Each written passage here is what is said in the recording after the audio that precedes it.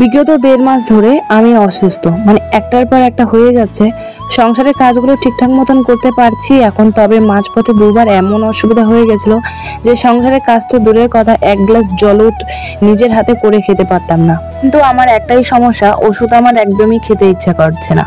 সকালে আমার 2টো ওষুধ ছিল, যেগুলো কালকে আমি ডক্টর দেখে নিয়ে এসেছিলাম। রাঙাপানিতে এমন কোনো দোকান নেই যে সেই দোকানটা বাদ গিয়েছে যে আমি ওষুধ আনিনি। যে দোকানটা বাকি ছিল কালকে ওই দোকান থেকে ওষুধ এনেছিলাম। বিগত দুর্গাপূজার কারণের জন্য ওই দোকানটা বন্ধ ছিল, কালকে খোলা পেয়ে সেই দোকান থেকে আবার ওষুধ নিয়ে এসেছি। এবার লাস্ট হলো এই ডক্টরটাই, তারপরে আমি ভাবছি একবার গাইনো ডক্টর চেক আপ করে আসবো। তবে 1.5 মাস ধরে যে আমি অসুস্থ, 1.5 মাস ধরে আমার এত পরিমাণে চুল উঠছে, মনে হচ্ছে আর কদিন পরে আমি ন্যাড়াই হয়ে যাব। আমি চুল কিছুতেই কন্ট্রোল করতে পারছি না। সারাদিনে চুলটা যতবারই হাত দিই ততবারই এত পরিমাণে চুল উঠছে, যেটা আমার ভাবনার বাইরে।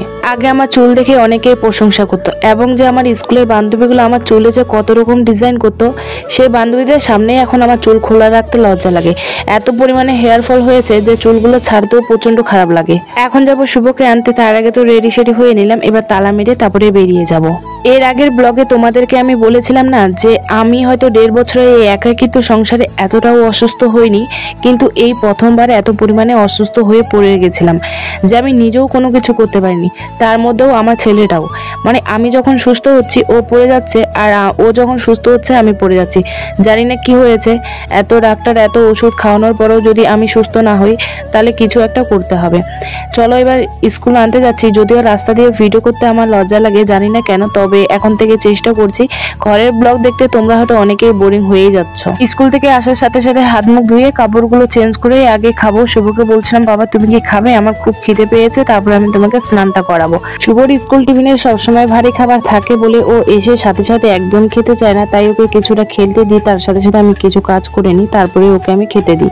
যেহেতু আমি সকাল থেকেই না খেয়ে আছি, আমার খুব খিদে পেয়েছিল বলেই আমি খেতে বসলাম। ও বললো খাবে, তো ভাবলাম ওকেও খাইয়ে দিই, যতটা খাবে, না হলে পরে আবার ওকে খেতে দেবো। আমি যেহেতু সোশ্যাল মিডিয়ায় কাজ করছি বা এই ভিডিওগুলো কোনো রকম ভাবে আমার প্রোফাইলটা নষ্ট হয়ে গেল বা যেই হোক না কেন, আমার এই ভিডিওগুলো থেকে যাবে।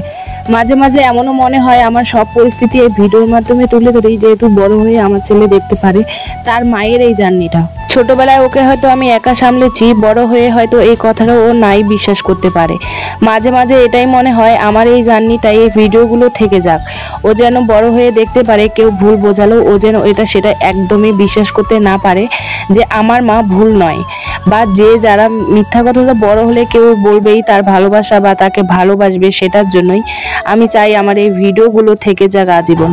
এবার চলো তোমাদের সাথে অনেক কথাই শেয়ার করে ফেলাম, আসলে মনের কিছু কথার জন্যই না এসব কথা বেরিয়ে আসে, যদিও না বলতে চাই, না বলা অনেক কিছু রয়ে গেছে। এবার একটা কমেন্ট ধরে বলি, তোমরা হয়তো কমেন্টটা এতক্ষণে পড়ে নিয়েছো।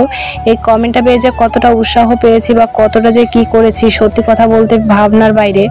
এত ভালো লাগে এরকম সুন্দর সুন্দর কমেন্ট। এর আগের আইডিতে আমার অনেক এসেছিল, আবারও যে নতুন করে পাচ্ছি, নতুন করে কাজগুলো এতটা উৎসাহ পাচ্ছি বলেই আমি আবারও ব্লগ করা কন্টিনিউ স্টার্ট করেছি। থ্যাংক ইউ সো মাচ, তোমরা সবাই আমাকে এত পরিমাণে ভালোবাসা দিচ্ছ। তার মধ্যে যে আমাকে কমেন্টটা করেছে তাকে তো অসংখ্য অসংখ্য ধন্যবাদ। এতটা ভালোবাসা বা আমার ব্লগে যে এতটা তোমরা ভালোবাসা দিয়েছো, সেটা আমার সত্যি কথা বলতে অনেকটাই ভালো লেগেছে। এবার আরেক স্কুল যাওয়ার আগে একদমই কাপড়গুলো কাচার সময় পাইনি, তাই স্কুল থেকে এসে কাপড়গুলো কেচে নিলাম। স্কুল যাওয়ার আগে কাপড়গুলো কেচে দিলে কিছুটা কাপড় শুকিয়ে যায়, আর স্কুল আসার পরে না ছায়া পড়ে যায়, তাই আর কাপড়গুলো শুকায় না, একদিন ভেজা থাকে। এখন যেহেতু বর্ষার দিন, গাছগুলো প্রায় অনেক বড় হয়ে গেছে বৃষ্টির জল পেয়ে, তাই এখন আমার ঘরের উঠানে অনেক তাড়াতাড়ি ছায়া পড়ে যায়, আগে যদিও পড়তো না। এই জিনিসগুলো আমি শুভ তাই স্কুলে সেটা তোমাদের সাথে শেয়ার করছি।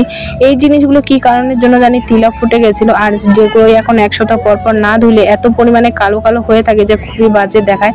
আচ্ছা, এটার কোনো সমাধান থাকলে অবশ্যই তোমরা আমাকে বলো তো। আগের একটি ব্লগে বলেছিলাম বিষমের আগ থেকে আমাদের কাজগুলো বন্ধ হয়ে গেছে, তাই তো অনেক ধার পড়ে গেছিল। আজকে বাবাকে বলেছিলাম 2000 টাকার মতন ধার দিতে, কাল তো রয়েছে কিস্তি। এদিকে দেখি বাবা কিছুটা মানে আটা এনতে বলেছিলাম, কিন্তু মা কিছুটা চাল, রেশনের চাল আর কিছুটা ঘরের চাল সাজিয়ে দিয়েছিল।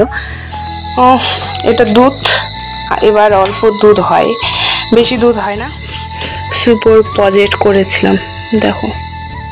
সুখ দুঃখের সংসারটা আজকের দিনে এখানেই শেষ করি। চলো বিদায় নিই, সবার দেখা হবে আবার।